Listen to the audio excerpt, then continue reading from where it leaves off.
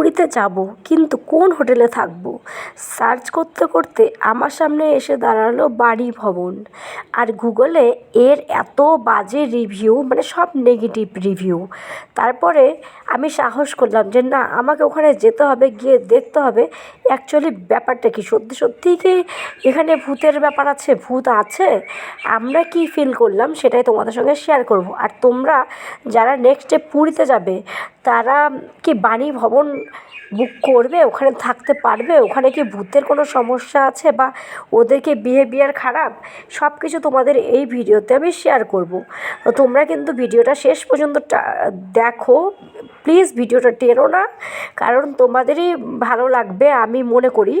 আর এতদিনের সবার যে একটা নেগেটিভ ধারণা, সব কিছু আমি ভেঙে দেবো। ভূত আমি ভীষণ ভয় পাই, ভীষণ মানে ভীষণ ভয় পাই। তো যাওয়ার আগে আমার নিজেরও একটা ভয় লাগছিল যে সত্যি সত্যি কি আমি এই হোটেলে গিয়ে থাকতে পারবো যদি ভূতের কোনো ব্যাপার থাকে। তো চলো দেখানো যাক। তো আমি এই মুহূর্তে আছি বাণী ভবনের যে বারান্দা, সবার দরজা থেকে যে কমন বারান্দা, সেখানে ক্যামেলিয়ার পাশে। আর তোমরা দেখতেই পাচ্ছ এখানে একটা সমুদ্রের টুকরো দেখা যাচ্ছে এই সাইড থেকে, মানে সমুদ্রকে কিন্তু ডিরেক্ট দেখা যাচ্ছে না, ব্যালকনির থেকে ওই যা দেখা যাচ্ছে। তো আমরা ছিলাম দুটো রুমে, একটা 210 নম্বর রুম আর একটা হলো নিচের রুম। নিচের রুমে বড় যারা ছিল তারা ছিল, আর ওপরে ছিলাম আমরা দুজন। তো যেহেতু আমরা অনেকটা জার্নি করেছি, 2 দিন 2 রাত সেই কামাখ্যা পুরী, তাই জন্য সবাই খুব টায়ার্ড ছিল, তাই একটু মেসি। হ্যাঁ, তোমরা প্লিজ একটু এই জিনিসটা ইগনোর করো, কারণ সবাই এখন একটা রুমেই আছি। নিচের রুমটা এখনও হয়নি, মানে ক্লিয়ার হয়নি। আমরা একটু সময়ের আগে চলে এসেছিলাম, এই রুমটা ফাঁকা ছিল তাই চলে এসেছি। তো দেখতেই পাচ্ছ বাথরুমটা আগে বলি, ইন্ডিয়ান ওয়েস্টার্ন 2 রকমেরই ছিল, ভালোই ছিল। আমরা যে বাজেটে গেছি সেই বাজেট হিসাবে ঠিকই আছে। আর ওপরের রুমগুলো তো দেখতেই পাচ্ছ, এখানে কিচেন ছিল, পাশে বটি, তারপর তোমার শিল নোড়ার থেকে ধরে সব কিছু ছিল। আর আমি ঠিক একটা জানি না, কিন্তু মাসি এগুলো হয়তো ধুয়ে দেয়। পাশে একটা জানালা ছিল, আর রুমে ছিল একটা বেড, একটা পুরোনো দিনের আয়না, একটা চেয়ার, একটা আলনা, একটা টেবিল। তো আমরা যে রুমটা আছি সেই রুমটায় কিন্তু এখনও নতুনভাবে কোনো সাজানো হয়নি। আর আমি যা জানি যে বাণী ভবনে যারা নতুন মালিক এসছে তারা নতুন করে বাণী ভবনকে সাজাচ্ছে, তাই আগে যারা গিয়েছো তারা নেগেটিভ রিভিউ ওইখানেই ছেড়ে দাও।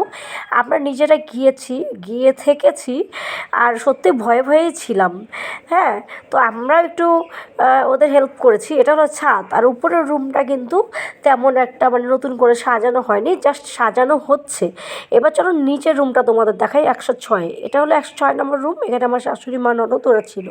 তো দেখতেই পাচ্ছ চারপাশে কি সুন্দর কালার করা, নতুন নতুন চেয়ার টেবিল, প্লাস হলো সুন্দর সুন্দর পর্দা, সব কিছুই লাগানো আছে নিচের রুমগুলোতে। আর শুধু নিচের রুম না, আশেপাশে ওদের অনেক রুম আছে, সবগুলোই ওরা নতুন করে রেনোভেট করছে। হ্যাঁ, আমরা যেখানে ছিলাম আমরা লাস্ট মুহূর্তে যেহেতু বুকিং করেছি, ওরা আগেই বলে দিয়েছিল যে ওই রুমটা কিন্তু মানে সাজানো হয়নি এখনও তেমন করে। তো আমরা যেই বাজেটে গেছি সেই হিসাবে কিন্তু পারফেক্ট ছিল। এবার বলি ভূতের কথা।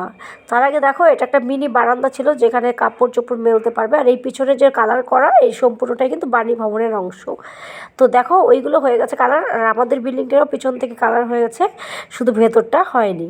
তো ভূতের কোনো রকম আমরা কোনো ভূত দেখতেই পাইনি। সত্যি কথা বলতে রাত্রেবেলা যখন সমুদ্রের গর্জন শোনা যায় অনেকে হয়তো সেটা ভূত ভেবে ভয় পায়, কিন্তু এখানে ভূত বলে কিছুই ছিল না। তোমরা নিশ্চিন্তে যেতে পারো, সবার ব্যবহার মোটামুটি ভালোই আছে, কোনো খারাপ আমরা কিন্তু দেখিনি। বাই। আর বাড়ি ভবন কীভাবে বুক করবে, যাবে কি না, আদৌ ঠিক কিনা, বিন্দু মাত্র যদি তোমাদের সমস্যা থাকে তোমরা আমাকে কমেন্ট বক্সে জানিও, আমি তোমাদের সব সমস্যা মিটিয়ে দেবো, সব কিছু রিপ্লাই করে দেবো। তোমরা নিশ্চিন্তে যেতে পারো, কোনো সমস্যা নেই।